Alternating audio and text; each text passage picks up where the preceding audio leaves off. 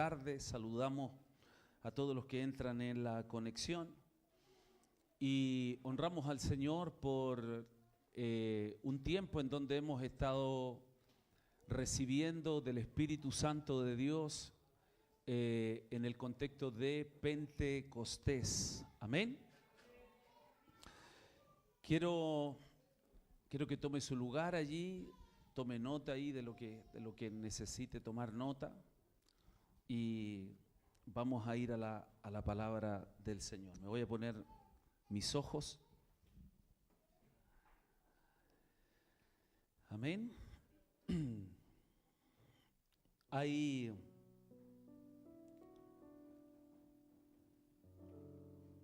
una palabra que nos hace reflexionar hoy, después de el fin de semana anterior. Diga conmigo, el fin de semana anterior.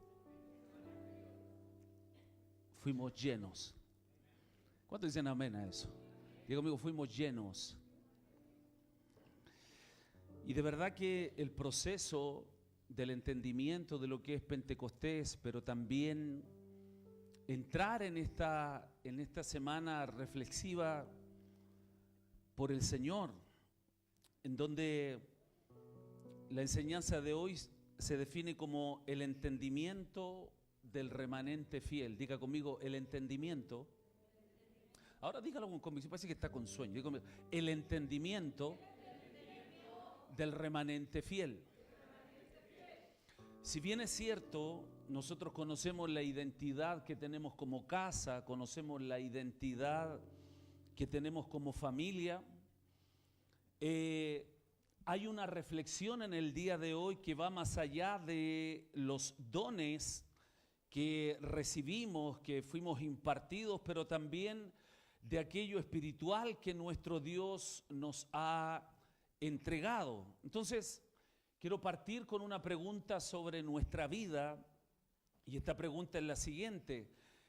Quiero que piense muy bien y que ponga mucha atención, porque después de toda esta ola, imagínense que lo que recibimos fue como una ola, cenamos, cantamos, hubo profecía, el Señor ha traído mucha dirección a personas, y la verdad que todas las personas que están viendo, están dándose cuenta lo que Dios ha comenzado a hacer, particularmente porque hay leña. Diga conmigo, en esta casa hay leña para que el fuego esté encendido. ¿Cuántos decimos amén a eso? ¿Cuál es la leña, pastor? Bueno, dice el libro de los Hechos que estaban todos juntos y unánimes. ¿Cuál es la figura de los discípulos desde la perspectiva de lo que hoy queremos entregar? Es que los discípulos permanecían en unidad. Diga conmigo, eran un ejad. Eran una unidad entera, plena, compuesta, y Dios los usaba como Él quería usarles. Pero no solo eso, sino que también ya habían pasado por un proceso de ser arneados en lo que ellos entendían del reino, porque nuestro Señor estuvo con ellos y estaban en un permanente arrepentimiento. Diga conmigo, la leña es arrepentimiento, unidad y comunión. Si tenemos eso, el fuego está encendido. Dígame, si hay leña, hay fuego. Amén. Entonces, ya recibimos esa medida, ya fuimos impartidos por esa medida y comenzamos a reflexionar en aquellas cosas que durante esta semana se nos han aparecido. Diga conmigo, el carácter. Diga conmigo, situaciones. Y de alguna manera comienza a salir en medio de nosotros después de pasar o vivir Pentecostés. Nos preguntamos nosotros si realmente nosotros hemos entendido que nuestra vida le pertenece a Dios, y aparece una pregunta allí. ¿Estamos viviendo para aquello que debemos esperar? Otra vez. ¿Estamos viviendo para aquello que nosotros estamos esperando. Ponga mucha atención a esto, por favor, porque el hecho de haber recibido la medida del Señor, el hecho de haber sido lleno del Espíritu Santo, el hecho de que la profecía, el discernimiento, el Señor comenzó a ministrar nuestra vida, de alguna manera en esta semana nos hace reflexionar: ¿para qué fui lleno? ¿Qué es lo que yo realmente recibí? Todo lo que el Señor nos entrega en Pentecostés nos dan una visión más amplia para poder entender si es que tu vida y mi vida estamos caminando, estamos viviendo para aquello que debemos esperar. ¿Qué es lo que debemos esperar? La alabanza decía de esta manera: y al final queremos ver a Yeshua volver. O sea, la esperanza es que nuestro Mesías aparezca en la fiesta de trompeta, y antes de que Él venga, cuando se cierra Yom Kippur, que es otra trompeta, nosotros podamos ser tomados y nos vamos a las bodas del Cordero.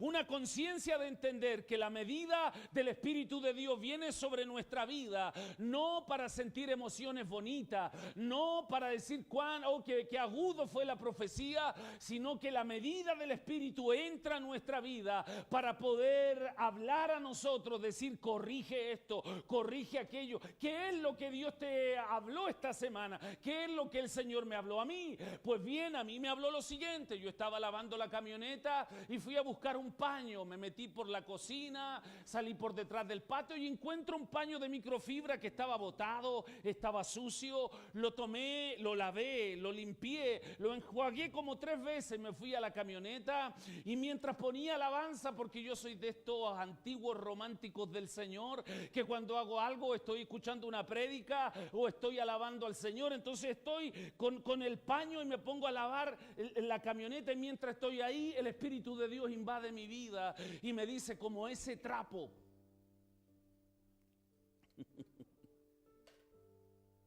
que fuiste a buscar atrás y estaba sucio, botado y abandonado, yo te tomé,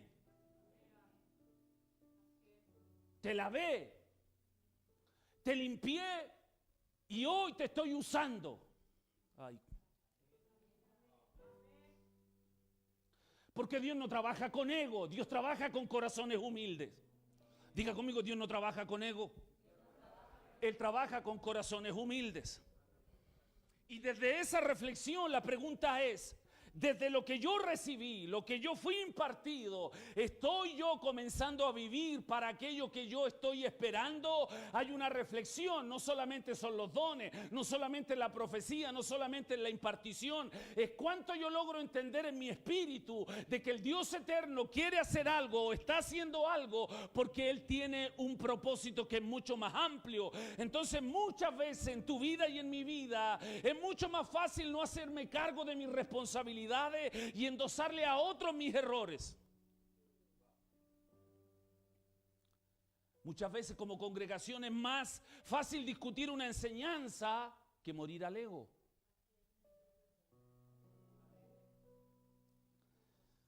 Muchas veces es más fácil defender una visión que vivir rendidos al Espíritu Santo.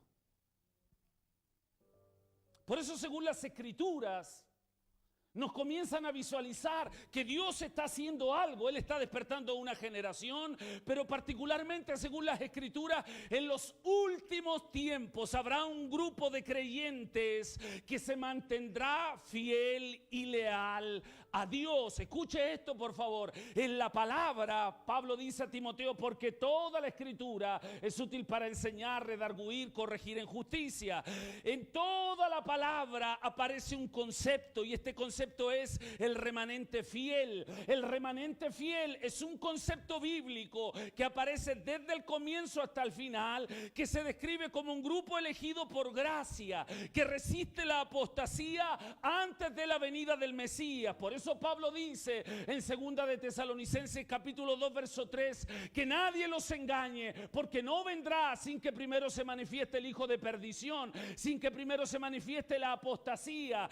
En medio de ese grupo, el escritor de Apocalipsis nos trae una tremenda enseñanza, porque dice Apocalipsis 12:17, entonces El dragón se enfureció contra la mujer y salió para hacer guerra contra el resto de la descendencia de ella, los que guardan los mandamientos de Dios y tienen el testimonio de Jesús. La Escritura me dice que al final, antes de que se manifieste el inicuo, habrá un remanente fiel. Diga conmigo, remanente fiel.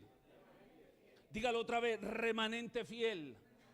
Diga conmigo, yo soy parte del remanente fiel.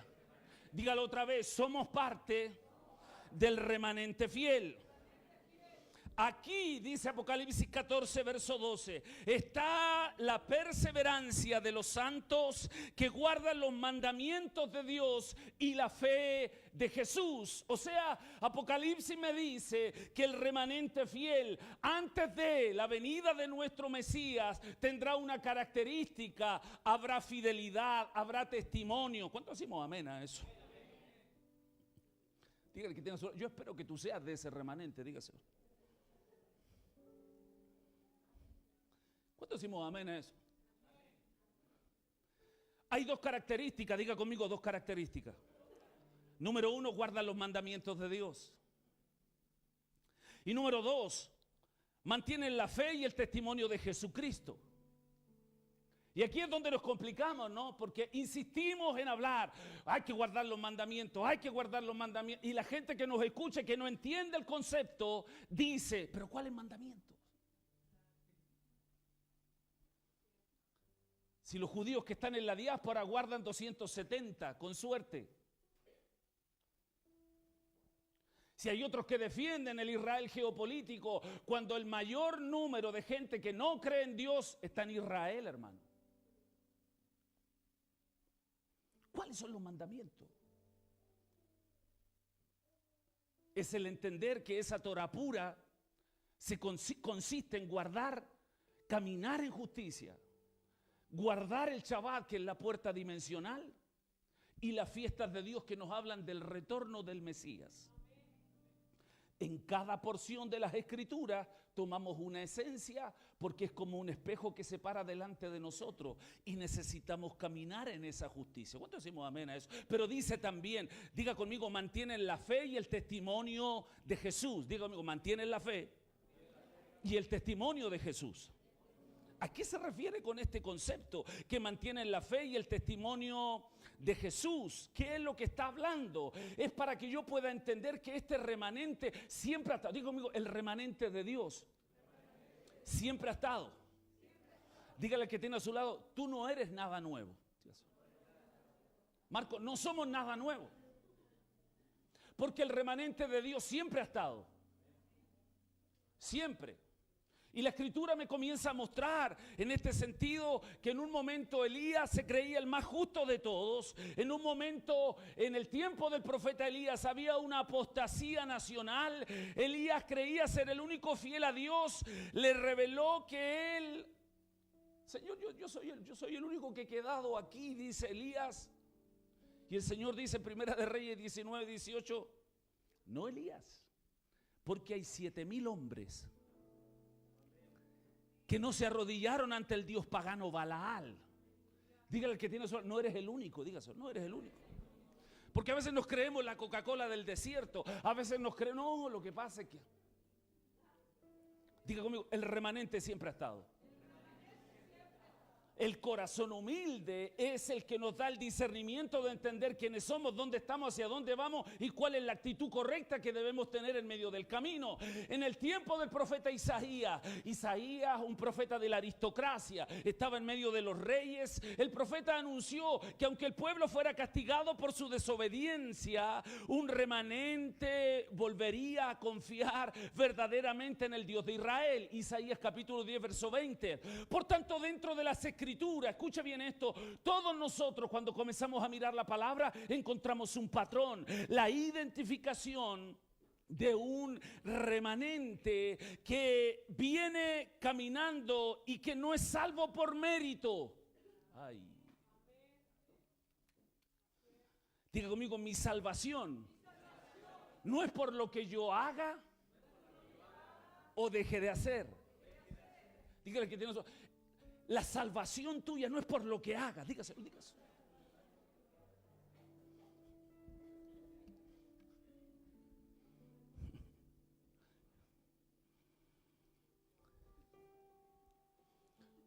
todas las escrituras nos dicen que el remanente nunca se salva por sus propios méritos, sino porque decide responder a la gracia y al llamado de Dios. Entonces la pregunta es, ¿qué es primero? ¿La Torá o la gracia? ¿La Torá o la gracia?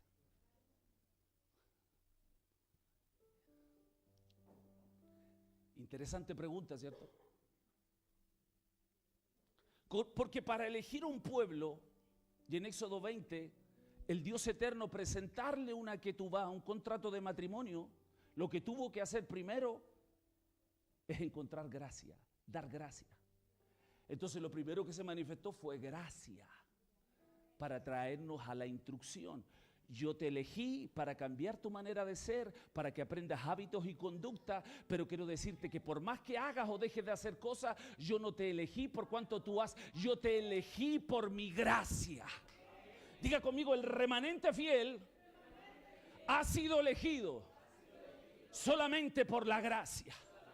Diga conmigo, Él me eligió, no porque yo era bueno, no porque yo tenía capacidades, no porque tenía una buena cuenta bancaria, no porque había estudiado en la mejor universidad. Él nos escogió por pura gracia. Él determinó decir, te voy a llamar, te voy a escoger, voy a hacer algo contigo porque yo soy el que te estoy llamando. Dale un aplauso a Dios por eso, hermano.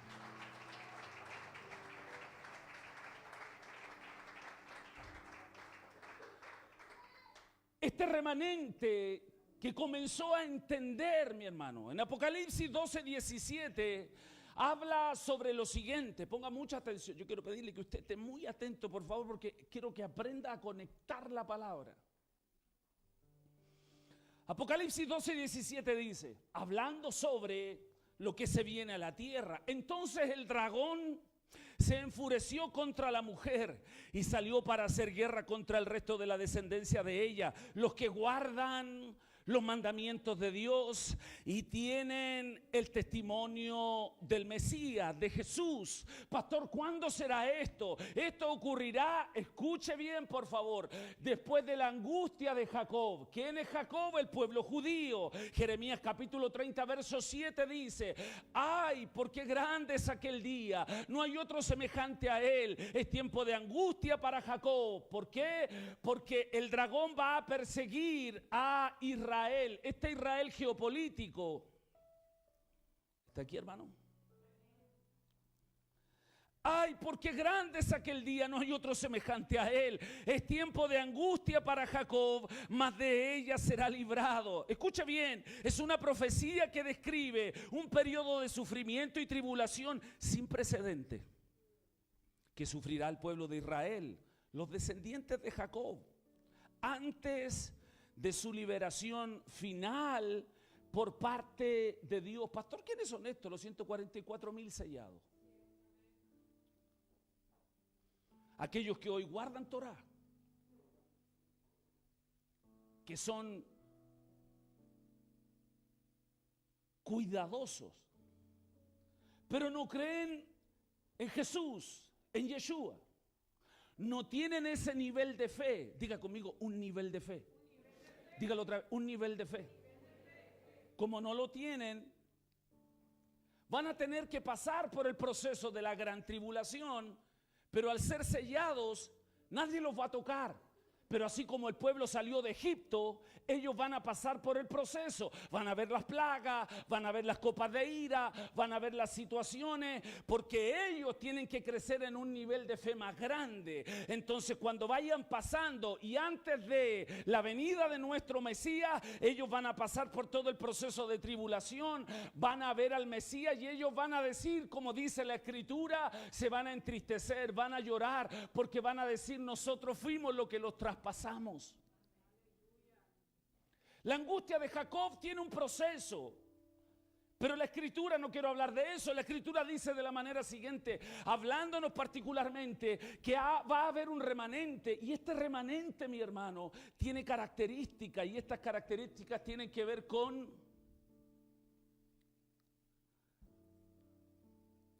Apocalipsis 14:12. He aquí está la perseverancia de los santos. Diga conmigo, perseverancia.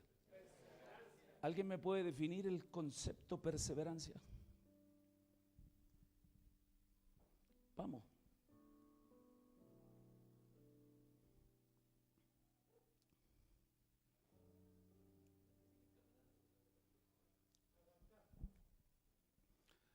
Aguantar. ¿Cómo?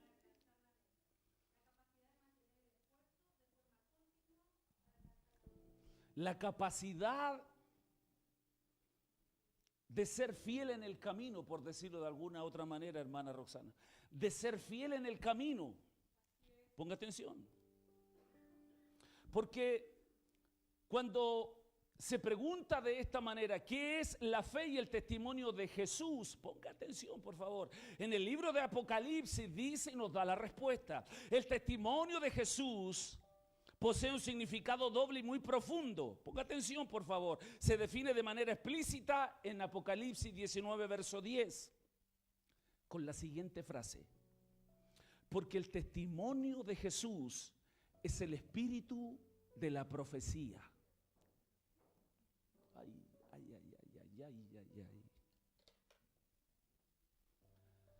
Porque se nos ha enseñado que el testimonio tiene que ver con guardar los mandamientos. Ponga atención, no es toda la definición.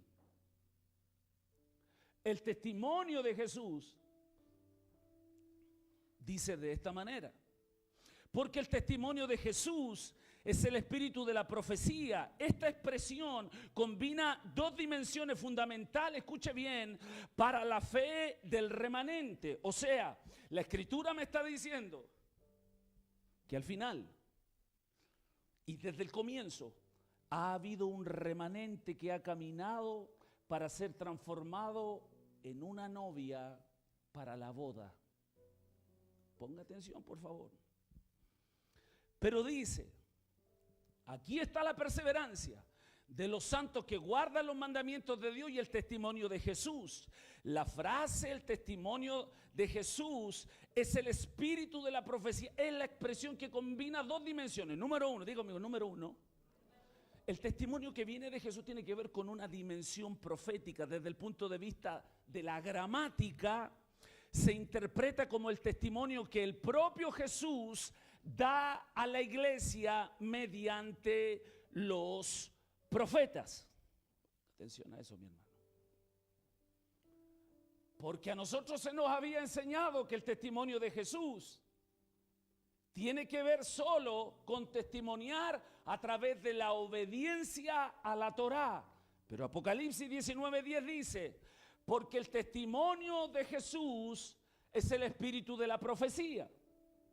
Quiere decir que este remanente tendrá una dimensión profética, no para andar jugando a decir, así te dice el Señor, no para andar soltando profecías vanas, no para andar discerniendo cosas que no hay que discernir. Yo no le estoy hablando de eso, mi hermano, le estoy hablando que la Escritura me está diciendo que nosotros tenemos que tener una conciencia de saber que somos parte de un remanente y que no estamos jugando a una iglesia. Usted no viene a esta congregación para que te tiriten, te manipulen, para que hagan cosas en contra de ti. No, mi hermano, en esta congregación lo que estamos haciendo es buscando la verdad por medio de la palabra, porque el corazón lo hemos puesto delante de Dios y le hemos dicho, Señor, háblanos, háblanos, háblanos. Ha sido Él, ha sido Él, ha sido Él, ha sido Él. Y en medio del camino nos trae esta palabra para decirnos, todos ustedes son parte de un remanente que comenzó en el tiempo atrás, pero hoy están entendiendo que al final tendrán dos características. El testimonio de Jesús es que hay una dimensión profética, o sea, Dios va a tomar vasos proféticos para que a través de esos vasos proféticos, según Malaquías, cíclicamente, escuche lo que le voy a decir, mi hermano, la tierra gira y cuando cambia el tiempo, escuchen, Israel, cuando hay una luna nueva se encienden los montes. El primer monte es encendido y desde esa luz el monte que está allá vuelve a encenderse. Y el monte que está acá vuelven a prender otra antorcha. Y el monte que está acá vuelven a encender otra antorcha. Y ellos dicen, hay un cambio de luna, hay un cambio de tiempo. Pero la profecía dice, Eclesiastés 3:15, porque lo que hoy es ya fue. O sea, cíclicamente aparece una dimensión del Dios eterno para venir a respaldar, implementar, para venir a potenciar un remanente fiel, en donde el Dios eterno, por medio del espíritu de la profecía, lo que va a hacer es que va a tomar vasos proféticos, y estos vasos proféticos van a traer la luz, van a traer la revelación del Mesías, y a través de la revelación del Mesías van a conocer los tiempos, van a conocer las estaciones, y en la medida que van caminando, ese remanente no camina a ciegas. Den un aplauso a Dios por eso, hermano.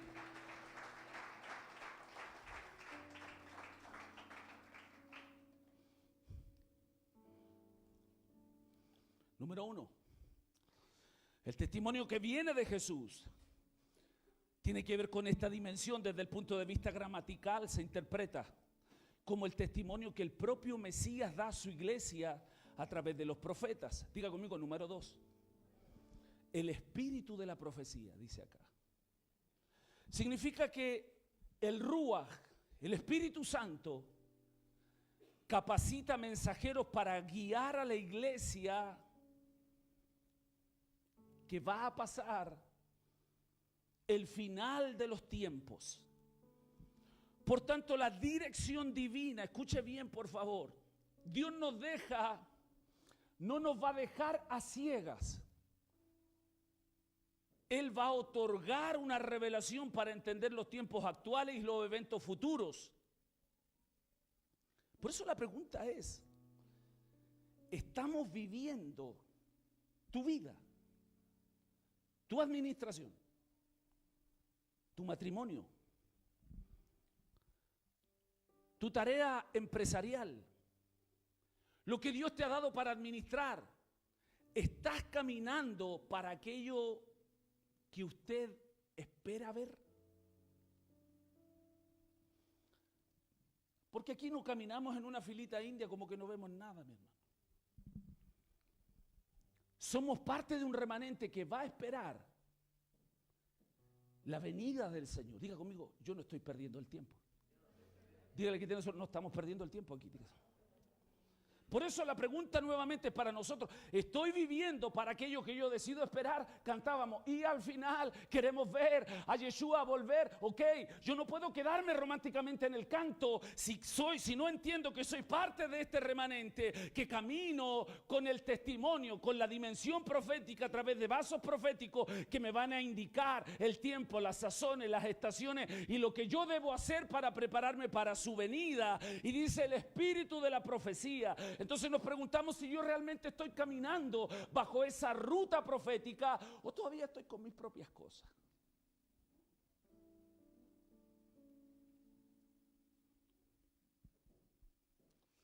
Por eso necesitamos ser sensibles al Espíritu del Señor, que te hable por una esponja, pelando las papas, haciendo el almuerzo, dándole comida a tu perrito. No sé dónde te ves ahí. Pero si Dios no te habla,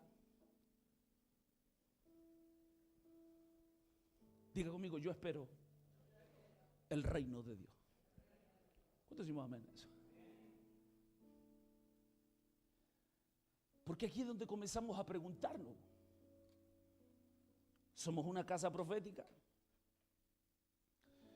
¿Somos una familia que ha logrado entender los propósitos del Señor? Desde el punto de vista, ya no se trata de, diga conmigo, ya no se trata de mí. Ahora dígalo con convicción, ya no se trata de mí. Ya no cito Romanos capítulo 12 y dice, para que puedas entender la buena voluntad agradable y perfecta para ti. Ya no interpreto así. Interpreto que yo pueda entender que el Dios eterno me llamó dentro de su plan. Digo mío, no es mi plan. Diga, no se trata de ti. Sino que Dios me llamó porque dentro de su plan, Él me escogió para que yo entienda cuál es la buena, agradable y perfecta voluntad para dentro del plan de Él. Ay, diga conmigo, yo no quiero desaprovechar la oportunidad. Diga, yo no quiero desaprovechar esa oportunidad. Por eso no son tus intereses ni los míos.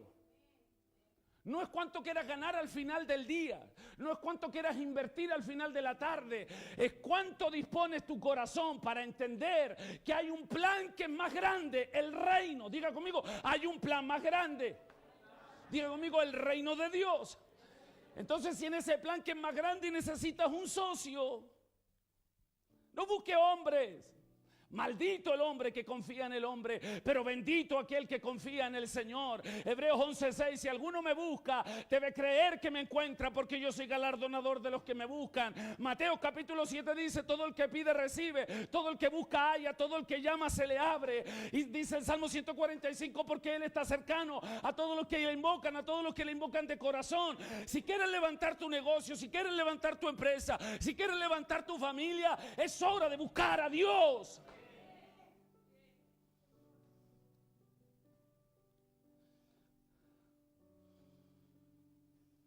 El primero soy yo, hermano. Porque no se trata de mí. No se trata de cuánto digan de mí, cuánto hablen de mí. Se trata de Él. Se trata de Él. Que yo le pueda decir, pasa por arriba, Señor. Que se hagan tus planes, que se haga tu voluntad. Pero hasta que yo no me muera al ego y no pueda entender que he sido escogido como parte de ese remanente. Mi hermano, que hay gente que no entiende. Yeshua dijo, yo vine para los ciegos que no ven, vean. Ay. Pero para los que ven, sean ciegos. Si tú estás viendo, quiero decirte algo, eres un privilegiado. Porque hay gente que vino al Mesías, se está revelando y están quedando ciegos. ¿Quién provoca esa ceguera? Entonces no nos enojemos con los que no quieren ver. Y no seamos arrogantes tampoco. Diga conmigo, mi vida es parte de su plan. Pastor, pero es que me falta. Sí, yo lo sé. Pero la respuesta está en la Escritura. ¿Qué dijo el Señor? Mas buscad primeramente.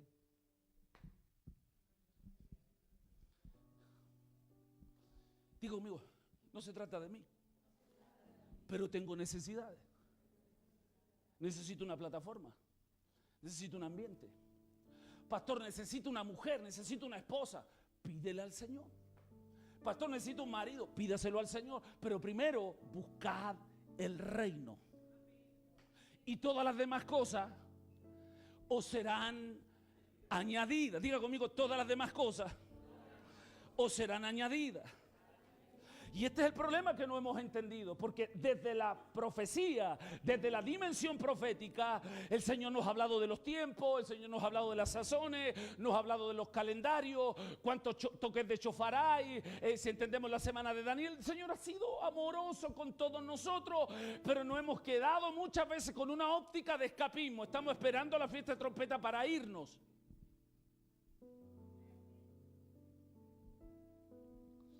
¿Me dice amén o no?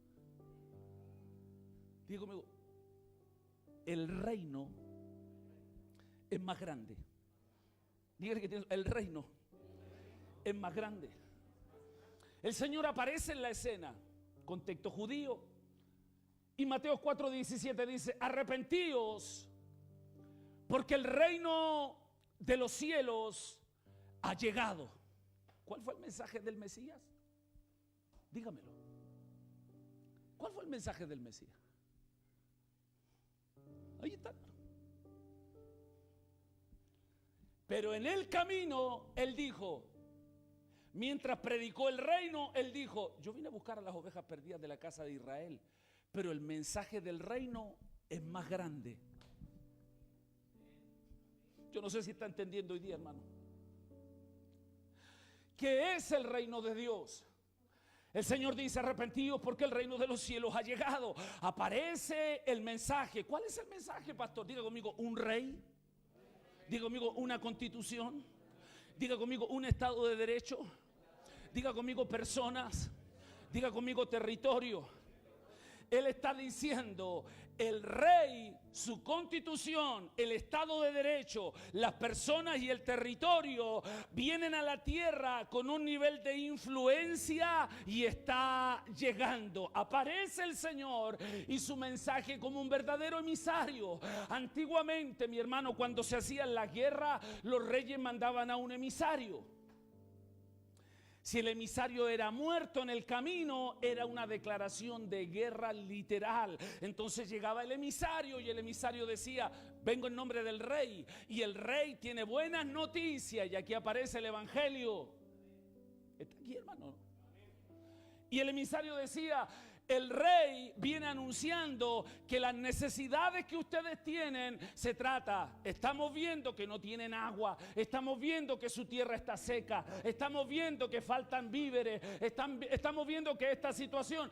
Las buenas noticias es que el rey que yo represento va a suplir todas las necesidades que ustedes tienen. Y todo el pueblo aceptaba y se ponía bajo el mensaje del emisario y aceptaba al rey.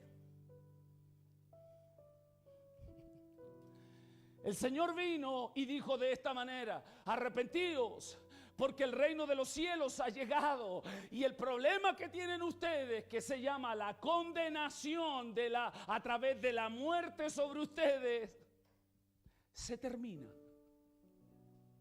Yo les traigo buenas noticias. Las buenas noticias son que el rey tiene una constitución.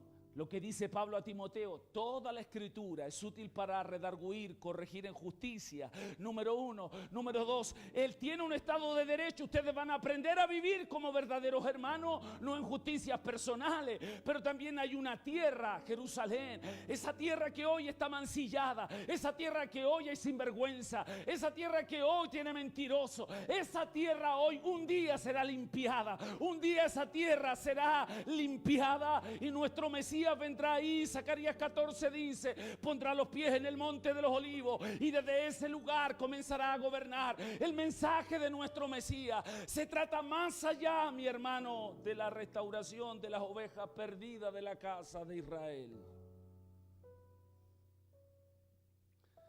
Diga conmigo: el mensaje es más amplio. ¿Cuánto decimos amén?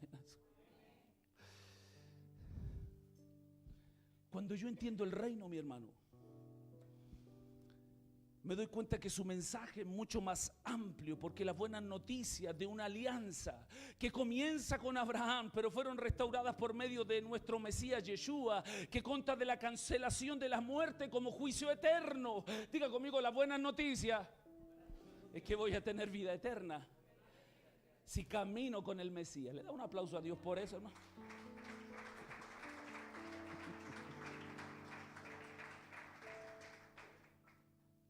Tremenda noticia, hermano. Diga conmigo: vamos a pasar al milenio. No decimos amén a eso, hermano. Pero debes creer en Él y caminar de acuerdo a Él. ¿Me dice amén a eso? Pero mira lo que dice Mateo 13, verso 33. Les dijo otra parábola: el reino de los cielos es semejante a la levadura que una mujer tomó y escondió en 3 medidas de harina hasta que todo quedó fermentado. Diga conmigo: el fermento representa la influencia. Y aquí están las mujeres. Levante la mano a las mujeres aquí. Vamos, levante la mano a las mujeres. Las que hacen pan. Pastor, yo compro. Escuche. Porque el reino de los cielos es semejante a la levadura que una mujer escondió hasta que todo quedó fermentado. Diga conmigo: la levadura lo cambia todo y no niega la masa. El reino es como levadura que cuando llega no niega el mundo, lo influencia. Quiero en este día quitarte ese velo de raíces hebreas que solo nos enfocan en estar dando vueltas en un asunto que no digo que no sea mal. Estoy diciendo que el remanente fiel es uno que tiene una mente no solo en las palabras de nuestro Mesías, no solo en el entendimiento profético, sino este remanente sabe que es parte de un mensaje que viene de un rey, que tiene una constitución, un estado de derecho, persona y territorio, y logra entender que es como la levadura. O sea, usted y yo no estamos para estar escondidos.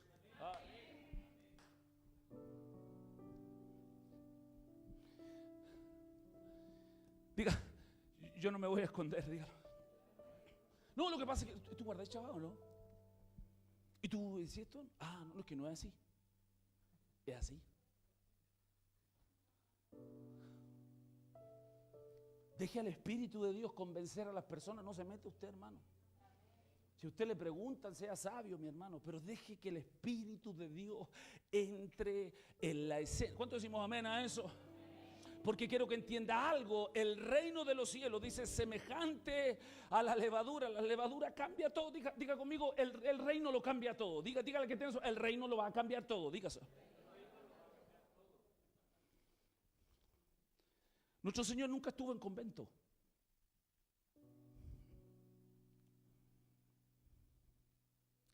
En el primer siglo, en Juan 4:24, cuando fue a ver a la mujer samaritana, no solo estuvo con ella, estuvo en Samaria y no tuvo problema. Se metió al mundo. ¿Está aquí o no, hermano? No tuvo problema él en que en Pentecostés el mensaje fuese para todo el mundo. Por eso el mensaje del reino contiene la restauración de su pueblo como base, porque para que el mundo sea restaurado, primeramente su pueblo tiene que ser restaurado. Pero cuando yo miro la escritura y veo hombres relevantes y digo, a ver, ¿qué predicó Pablo? Hechos capítulo 28 verso 30 dice, y Pablo se quedó por 2 años enteros en la habitación que alquilaba y recibía a todos los que iban a verlo, predicando el reino de Dios y enseñando todo lo concerniente al Mesías con toda libertad, sin estorbo. Diga conmigo, el mensaje es el reino de Dios. Hechos capítulo 1 verso 3, hablando de nuestro Mesías, dice, y a estos también después de su padecimiento se presentó, cuando él resucitó, se presentó vivo con muchas pruebas convincentes y apareciéndoles durante 40 días y hablándoles de lo concerniente al reino de Dios. Y conmigo, el reino es más grande, pero contiene la restauración. ¿Me dice amén a eso? Digo conmigo, el reino es más grande y contiene la restauración. Por eso el regreso de nuestro Mesías es en base al mensaje y su entendimiento. Mateo 24:14 dice, y este evangelio del reino, ¿qué? ¿Qué es el evangelio del reino? Es que un rey, y así lo hace con nosotros, por eso ponga atención a esto, mi hermano. Cuando un rey llegaba a un lugar, él tenía que acrecentar su territorio. ¿Y qué es lo que hacía el rey? Ponga atención a esto. El rey plantaba árboles y los ponía bajo manantiales de agua.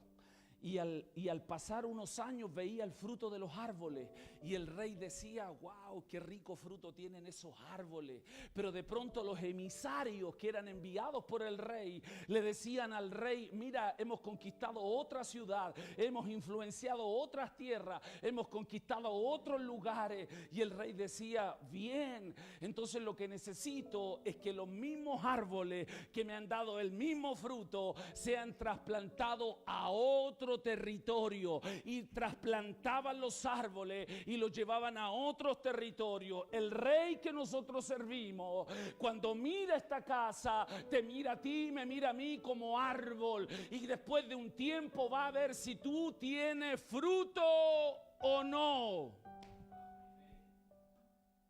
Y cuando te ve con fruto va a decir, es hora de trasplantar a este árbol.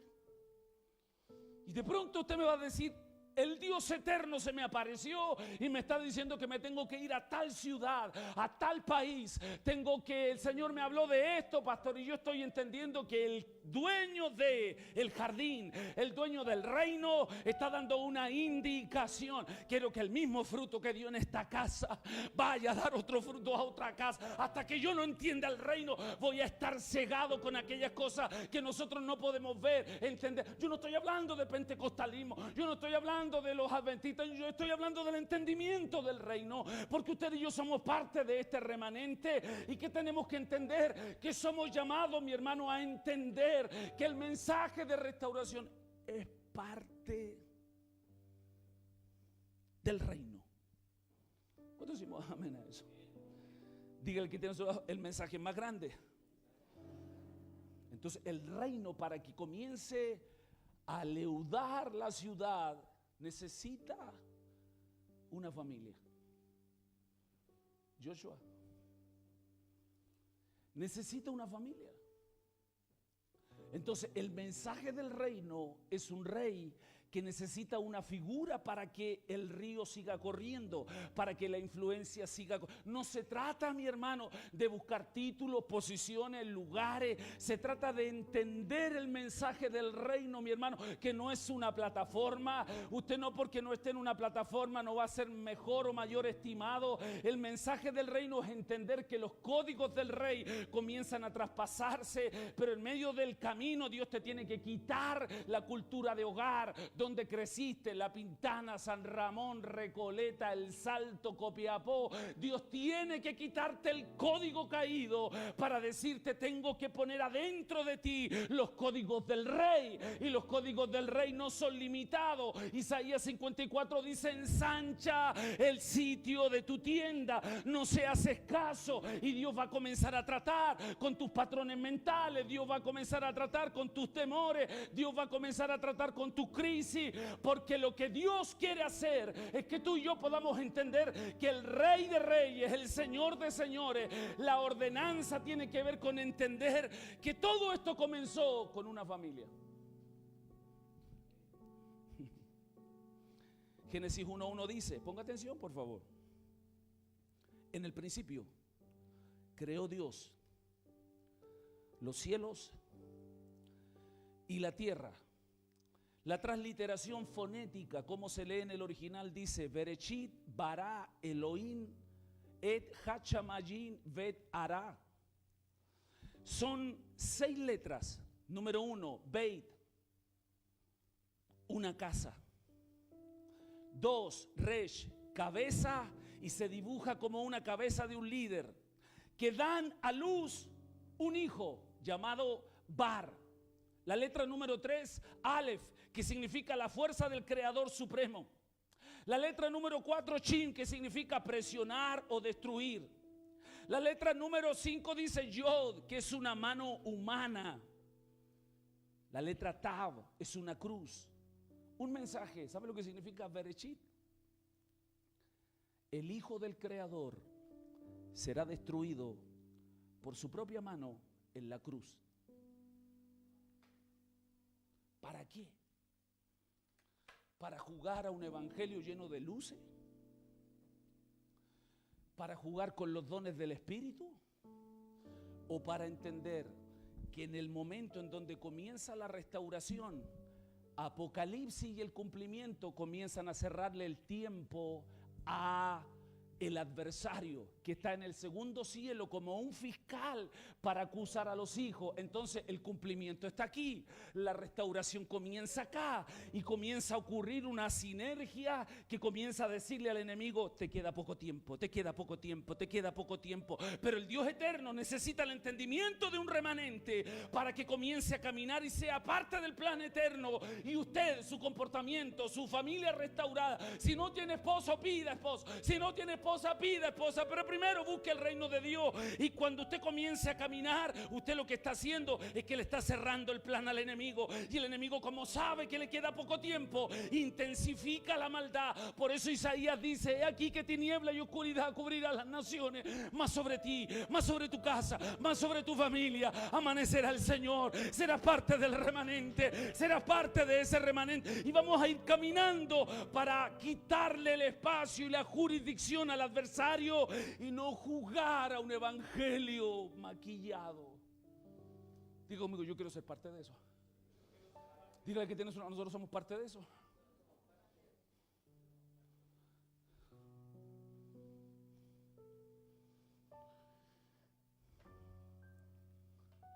Entonces, ¿cuándo fue sacrificado? ¿Cuándo murió nuestro Señor? ¿Antes o en el primer siglo? Después le habló de eso, mi hermano. Dios le dijo a Abraham: vete de tu tierra y tu parentela, y haré de ti una gran nación. Dígame, yo soy llamado a tener un linaje amplio. Dígale que tú eres llamado a tener un buen linaje. Dígaselo, diga. Pastores, que no tengo hijos todavía, Dios no me... No, tranquilo, lo que Dios está haciendo es que te está esterilizando un momento. Porque la esterilización tiene que ver con dos cosas. Número uno, pone tu útero en el refrigerador. Porque lo que él necesita es que se mueran todas las partículas que no están bien. Porque no puede enviar la semilla si el útero está contaminado. Lo esterilizan. Pero la otra es por causa de la idolatría. Si la mujer no está en idolatría, te tengo buenas noticias. El médico de médicos va a sacar tu útero cuando él lo determine. Y va a decir: ¿quién era la del útero? Y usted va a decir: aquí estoy. Entonces Dios va a poner tu útero limpio y va a decir: ahora la semilla que tiene que venir a esta tierra no va a ser una semilla ignorante, no va a ser una semilla que no entiende el tiempo, no va a ser una semilla que no camina alineada, va a venir con los códigos del reino. Entonces tus hijos serán verdaderos profetas, tus hijas serán verdaderas mujeres de Dios. Es que el Dios eterno trabaja de una manera determinada para que usted y yo podamos entender que Él es fiel, Él es fiel, Él es fiel, Él es fiel. Pero no se trata de nosotros, se trata de Él.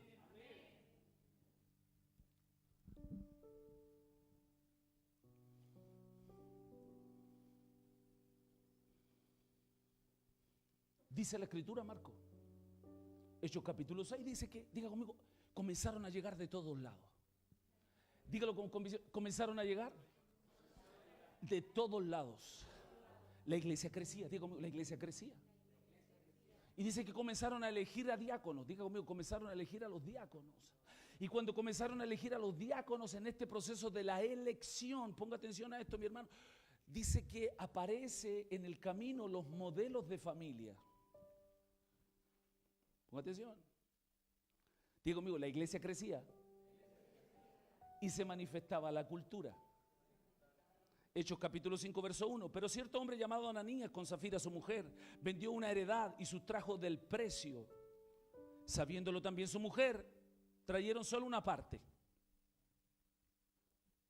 Entonces Pedro le dijo a Ananías: ¿por qué el adversario llenó tu corazón con esta mentira? ¿Acaso el dinero no era tuyo si tú vendiste la propiedad? Al oír Ananías estas palabras, cayó y expiró, murió. Y vino un gran temor sobre los que oyeron. Y levantándose los jóvenes lo envolvieron y lo sacaron y lo sepultaron. Ponga atención a esto, mi hermano. Verso 8. Aparece en este sentido. Y levantándose los jóvenes lo envolvieron y lo sacaron. Pasado un lapso como de 3 horas, sucedió que entró su mujer, no sabiendo lo que había pasado con el marido. Pedro le dijo: dime, ¿vendiste en tanto la heredad? Y ella dijo: sí, en tanto. Y Pedro le dijo: ¿por qué conveniste en tentar al Espíritu del Señor? He aquí que la puerta, dice, a la puerta a los pies de los que han sepultado a tu marido te sacarán a ti. Al instante ella cayó y murió y expiró. Cuando entraron los jóvenes, la hallaron muerta y la sacaron y la sepultaron junto a su marido. Y vino gran temor sobre la iglesia y sobre todo los que oyeron esta cosa. Cuando el mover de Dios aparece, cuando el crecimiento llega y las familias llegan, lo que Dios va a confrontar es el amor al dinero, el otro Dios.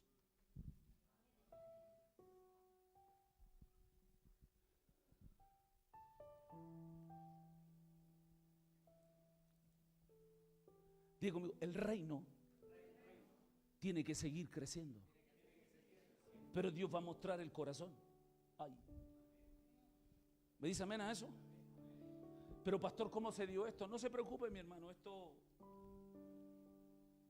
es una manifestación de lo que aparece en el libro de los Hechos. Pero dice también Hechos 18, verso 2, que había un matrimonio que se llamaba Aquila y Priscila, y halló a un judío llamado Aquila, natural del Ponto, recién venido de Italia, con Priscila su mujer. Mas Pablo, habiéndose detenido aún muchos días allí, después se despidió de los hermanos y navegó a Siria, y con él Priscila y Aquila. Diga conmigo Priscila, diga conmigo Aquila. Llegó entonces a Efeso, y un judío llamado Apolo, natural de Alejandría, varón elocuente, poderoso en las escrituras, este había sido instruido en el camino del Señor, y siendo de espíritu fervoroso, hablaba y enseñaba diligentemente lo concerniente al Señor, aunque solamente conocía el bautismo de Juan, y comenzó a hablar con denuedo en la sinagoga. Pero cuando lo oyeron, Priscila y Aquila le tomaron aparte y le pusieron más exactamente el camino de Dios. Pusieron manos sobre él porque no conocía al Espíritu Santo, y fue lleno del Espíritu Santo. Diga conmigo, no eran diáconos, no eran apóstoles, no eran profetas, no eran maestros, no eran evangelistas. No necesito un título para ser lleno del Espíritu Santo. No necesito un título para bendecir a la gente que viene por primera vez. ¿Qué es lo que Dios busca? Que podamos entender que las familias bajo pacto lo que hacen es que la levadura del reino llegue a todas partes y no nieguen al mundo. Apoyaron los viajes ministeriales de Pablo, fueron consejeros de Apolo, para poder entender usted y yo que tenemos que tener una cultura de reino. Dame la que viene, por favor. ¿Qué es tener una cultura de reino? Es que donde usted vaya, mi hermano,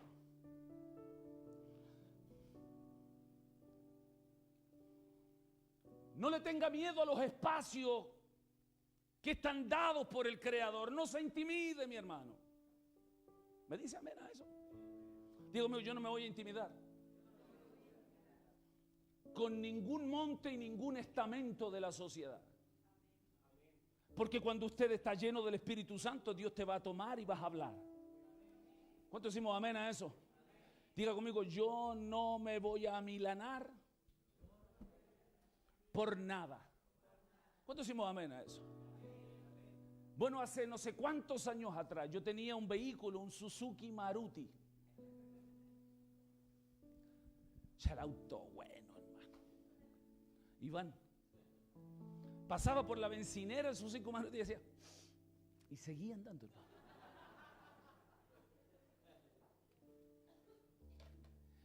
Mi hermano, Dios comenzó a levantarlo como un artista. Y sus cuadros de realismo de 1,20 m por 2,50 m lo vendía en 2,5 millones. Yo comencé a pastorearlo, yo pastoreé 10 años a mi hermano. Y orábamos por él, y Dios le hablaba y se cumplían las profecías. Y ahí estábamos, y él era enviado al Monte de las Artes, a un Monte de las Artes, y yo estaba aquí. De pronto lo llaman a él a su primera exposición en Tabancura. Y me dice, hermano, tú me has profetizado, yo quiero que tú estés ahí. Entonces yo tenía el único terno habido y por haber. Y era negro, así, Américo a morir. Ya lo metí en el mensaje, ¿ves? Entonces mi hermano tenía una Jeep Compass, que la cambió por 12 cuadros. Y me dijo, necesito que estés aquí. Hermano, yo llegué allá con el Maruti, pero con un terno impecable, hermano. Y comienzo a mirar a la gente y toda peinada con gel para atrás, ¿no? Y los mozos servían. Y mi hermano hablaba con gente.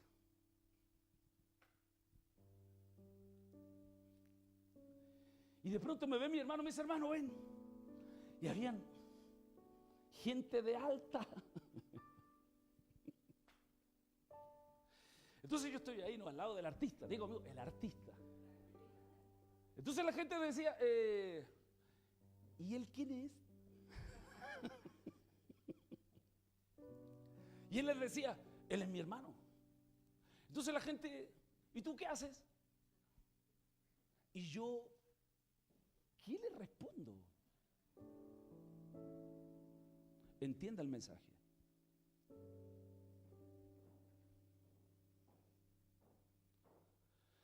Porque a veces nos amilanamos con cualquier hijo e hija del diablo, hermano. Y el enemigo sigue poniéndote el pie sobre tu vida. Y es una señal que no has entendido el reino. ¿Me dicen menos o no? O comienza a hablarle a alguien que tiene, y usted comienza a tiritar así como que. O la cultura del por favor. Hermano, quiero que entienda esto. El rey que nosotros servimos, el rey del universo, es dueño de todo. Diga conmigo, es dueño de todo. Dígalo otra vez, es dueño de todo.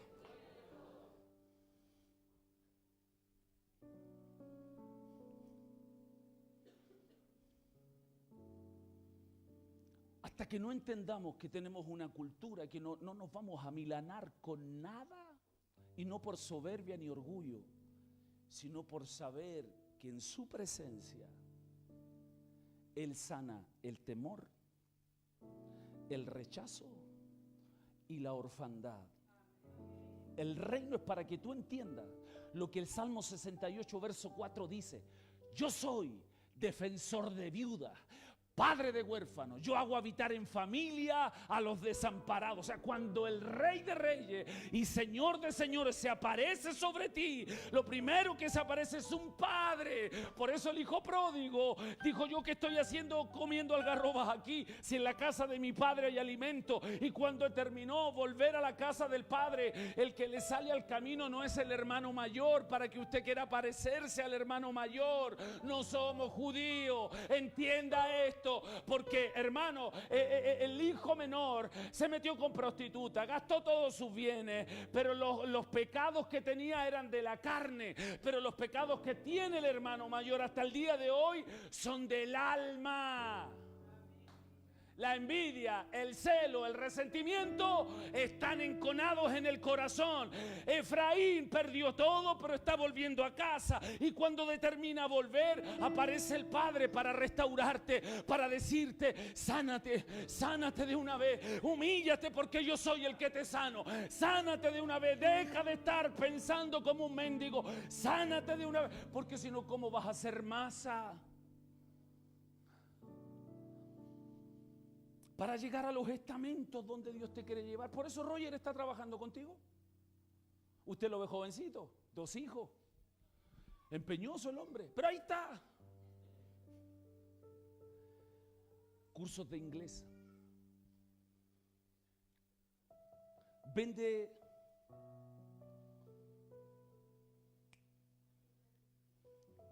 no, pero tiene un nombre técnico, ¿no?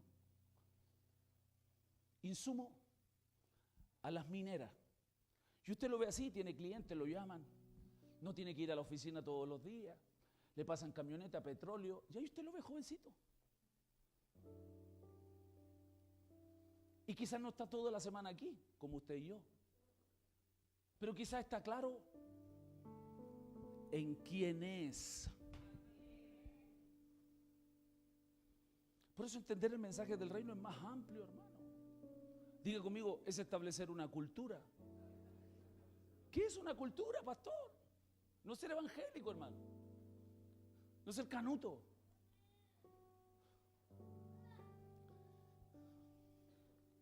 Cerrando, mi hermano. Dígale que tiene a su lado: el Señor nos ha venido hablando. Dígase, dígase.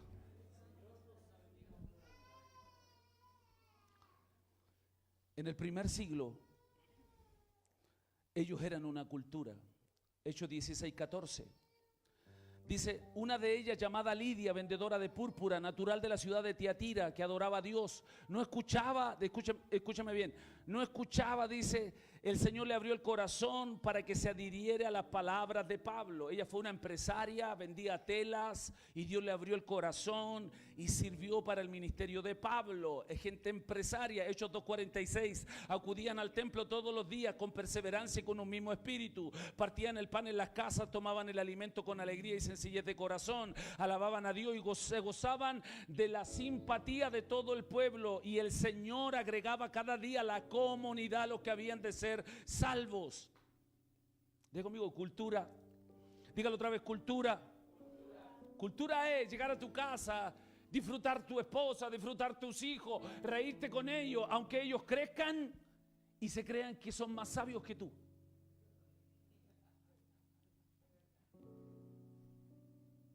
Y uno lo mira y dice, habla nomás. Pero te gozas en la atmósfera que Dios te da. Disfruta todo lo que tienes tú. Escuche bien. Mis finanzas dependen del centro que es el Mesías. Mi salud dependen del centro que es el Mesías. Mis relaciones interpersonales dependen del centro que es el Mesías. Mi servicio a Dios dependen del centro que es el Mesías. Usted no sirve aquí porque usted quiere tomar algo. Usted sirve aquí porque es el fruto de lo que usted busca en su intimidad, en su casa, buscando a Dios. Quiero amarte, quiero servirte, dame la oportunidad. Y la manifestación de su intimidad usted la manifiesta aquí en la iglesia. Por eso quiero decirte algo, el 97% todos nosotros estamos en casa y el 3% en la iglesia. Entonces yo te hago una pregunta, ¿qué es más fuerte? ¿La unción o la cultura? Respóndame, hermano.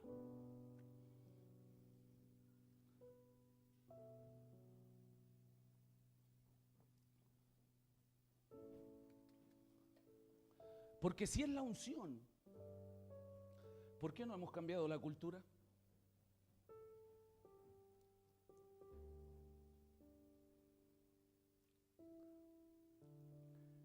Estamos teniendo una conciencia, por eso el mensaje se llama, escuche por favor, el entendimiento del remanente fiel. ¿Estamos entendiendo el reino? Porque no todos los ministerios son proféticos. Cuando venga un pastor aquí a predicar y tenga 500 personas y nos mire y diga, ¿ustedes son proféticos? Ah, yo tengo 500. Y usted va a decir, entiende el reino, hermano. Digo, amigo, tengo que entender el reino. Porque soy parte del remanente fiel.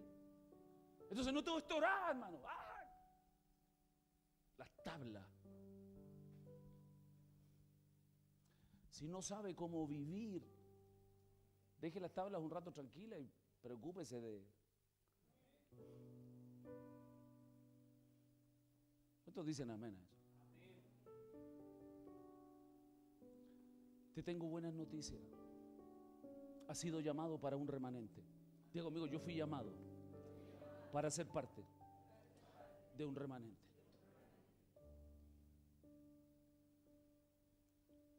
Pero el mensaje del reino es más grande.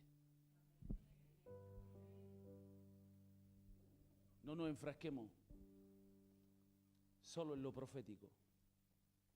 Veamos más allá, porque hay otras realidades que necesitamos ver y conocer. ¿Cuánto decimos amén a eso?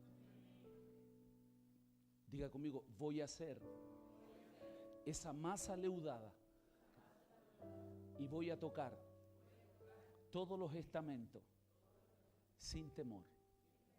Entonces aquí cierro con esto, dice, la figura del evangelio cambia. Porque nosotros no hacemos evangelismo para meter al mundo aquí. Cuando una persona, diga conmigo, una persona ha sido restaurada, escuche, en identidad, sentido de pertenencia y con una conciencia de pueblo, donde vaya, diga conmigo, donde vaya, dígalo otra vez, donde vaya, es luz. Entonces la gente te va a ver. Uy, para los ojos de muchos que están resentidos socialmente, son comunistas y que tienen problemas, van a decir, ¿y quién se cree? ¿Le vas a caer mal? A los primeros que les caemos mal es a los comunistas, porque son todos resentidos de la descendencia de Caín y hay un juicio allí. Otro día le predico eso. Por eso el Señor dice que Él va a tomar a los de la derecha.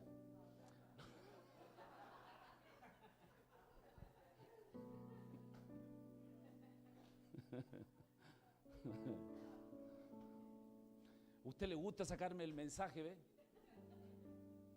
¿Qué estaba diciendo? A la derecha.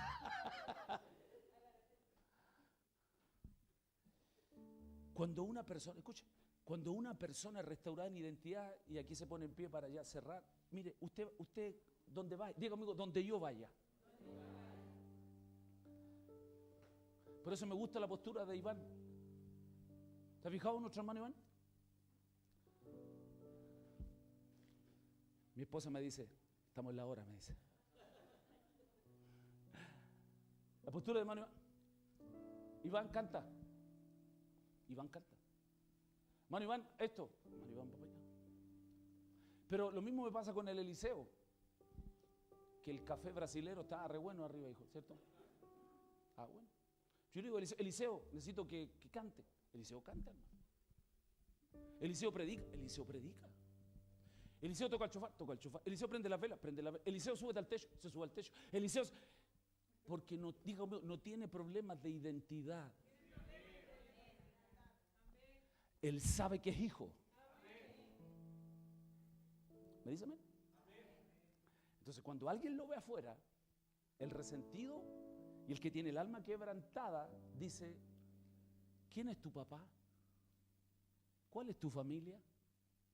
En ese momento, él no tiene por qué hablar del evangelio. En ese momento,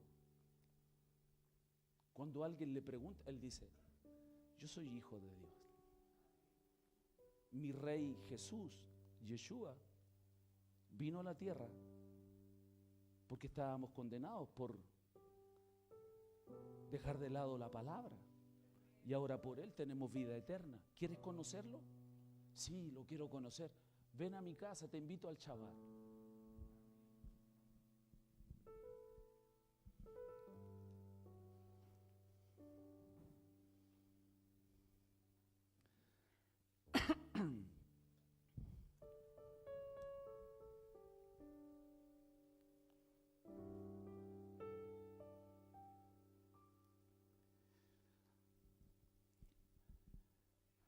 Debemos caminar con un corazón entendido.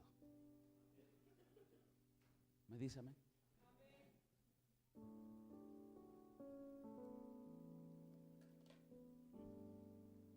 Entonces se cumplirá la parábola, porque el reino de los cielos es como la levadura, que después de unos momentos, unas horas, leuda toda la masa. Yeshua dice, el mismo que dice, no comerán pan leudado, el mismo dice, el reino es como la levadura, que cuando ve la masa, el mundo no se hace para atrás, abraza la masa, y después esa masa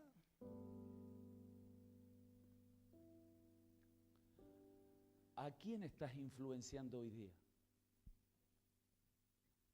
¿Quién te está pidiendo un consejo? ¿Quién te ha dicho, necesito una palabra tuya?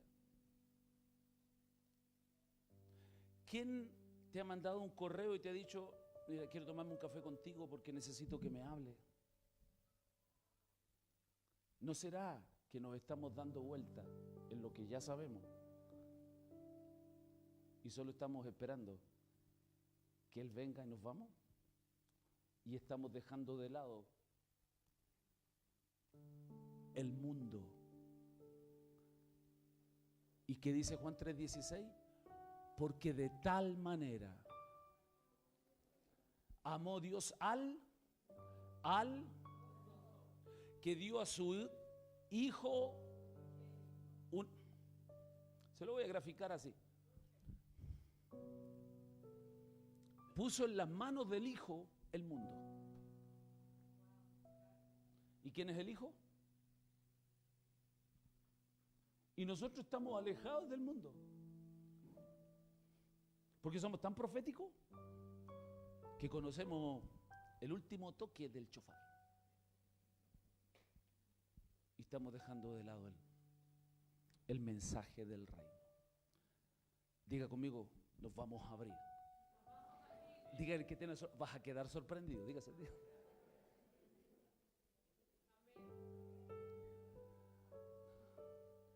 porque Dios nos va a usar. Diga conmigo, el reino de los cielos ya llegó y me quiere usar como un remanente entendido. Dele a palmas al Señor allí, vamos. Póngase en pie. Póngase en pie, vamos a alabar al Señor allí. Vamos.